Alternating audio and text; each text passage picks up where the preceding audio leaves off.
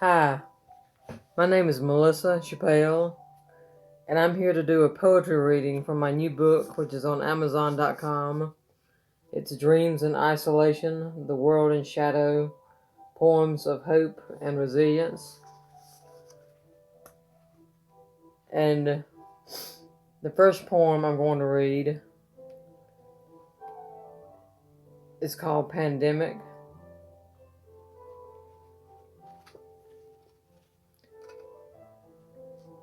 Do you remember, as the alarm bells were crying, how we were silent in the radiant light, our blood roiling red with the ruins of the sun? Do you remember, as the warnings were rising, how we once lowered the moon till it lay pale on our backs? Do you remember, as the virus spread across the world, how once we curled, small, like a fiddlehead fern, forgetting everything, forgetting everything? The second poem I'm going to read is called Elmhurst, So Elmhurst. And there's an error in the book that I'd like to correct. It says Elmhurst, the only public hospital in New York State, and that's an error. It should be the only public hospital in New York City. I don't know how that error happened. It was founded in 1832 as a hospital for the poor. Elmhurst, oh Elmhurst, I did not know you in your mothering shift of glass and mortar. I ticked off your name in my mind as you caught my ear on the morning radio, Elmhurst.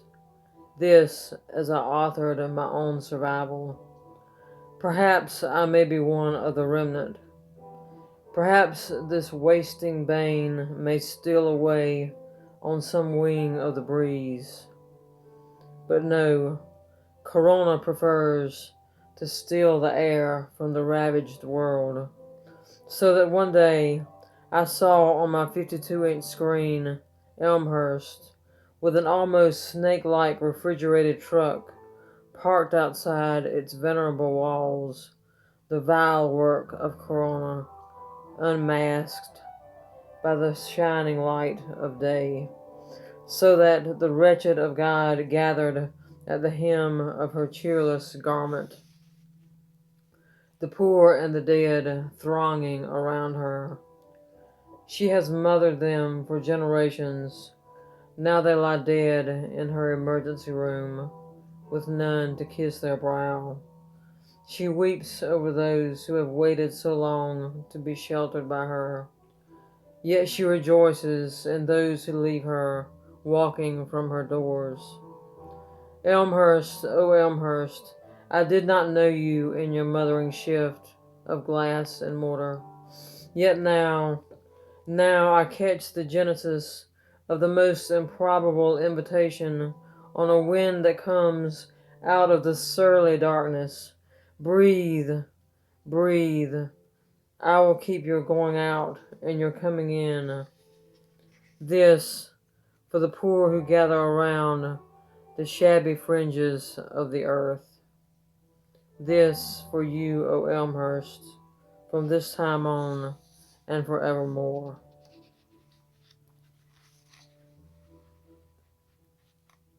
The next poem I would like to read is called Easter Falling. Easter falling amongst the dogwoods found you and me together on that risen day, all creation burgeoning forth in my body at the settling of your umber eyes upon mine, which could not turn away, which could not turn away. And the dogwoods bruise so easily now, as they know as well as I, that what has been created here will, in its tended holy season, become uncreated, as did you and I.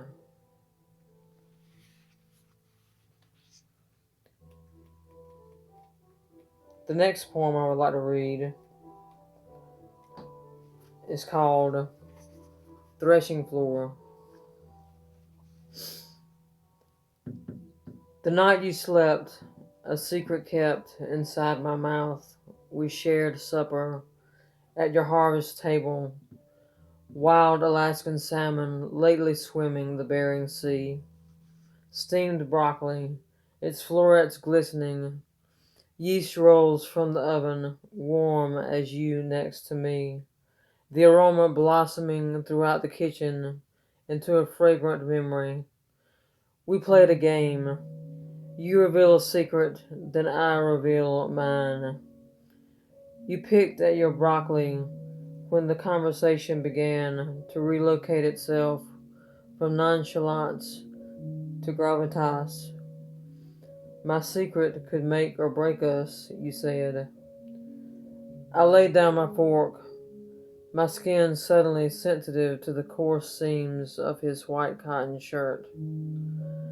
Your eyes caught mine for as often as you could bear it, a butterfly, flashing from flower to flower, hiding in the spaces between seconds. Your voice sometimes quavering. The secret was a formidable one that you wrapped in a small package of words. When the gale finally passed, your windswept oceanic eyes settled into mine, the waves rolling, asking, not asking. My silence mused softly, gauging the tenebrous gradients of my concealed rooms, the serpentine stairs, then the rose windows of harboring light. Standing, I took your hand. I led you up to the threshing floor, the refiner's room, a floating white linen, where we lay hold of deliverance, where grace falls like bruised flowers.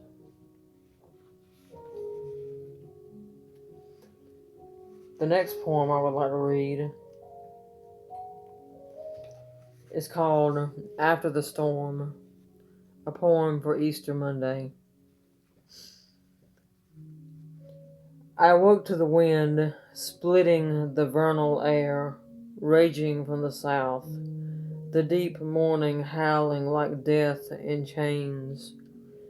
After it was over, light was poured out of a broken jar, as is the most precious balm.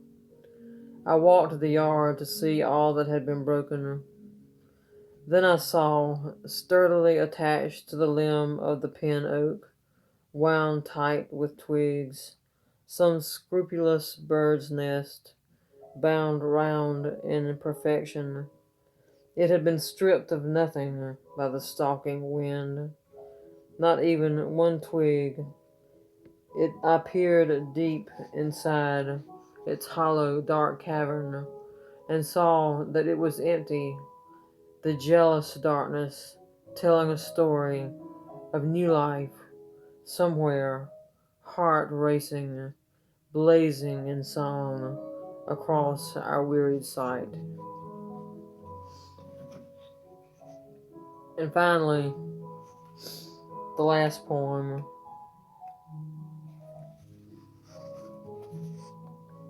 Timber Dreams, in memory of my father.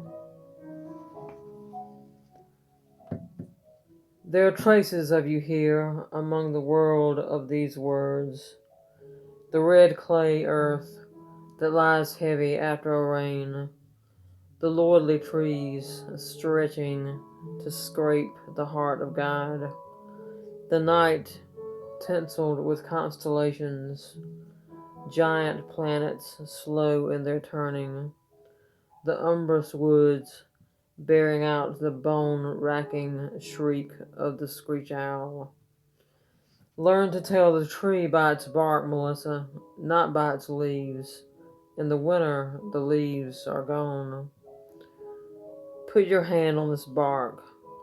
Feel the furrows in it. That's an ash. Don't be afraid. Reach around in that cedar stump hole. Did you find the kindling?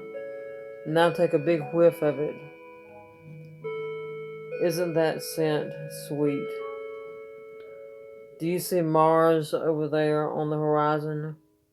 It's the red planet. Mars was the god of war. Melissa, do you know what to do if you get lost in the woods?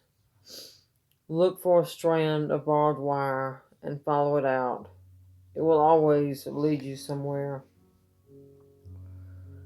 I'm lost a good bit, Daddy, for it seems that I'm always looking for strands of barbed wire. Like barbed wire, you are tangled up throughout these pages, leading me from here to there, from the romantic to the sorrowful to the exultant. There are traces of you among these timbered words. You are as ever present as the stars above me. I find you in my expression, in my passion, and I too am a beggar of beauty. Never leave me, Daddy. I know I've been lost. I've got the barbed scars to prove it. But in the tenebrous night, I dreamed the gift you gave me, the timbered dreams of everlasting. Thank you for listening. This has been Dreams in Isolation, The World in Shadow, Poems of Hope and Resilience, which can be found on Amazon.com. It's by Melissa A. Chappelle. Thank you.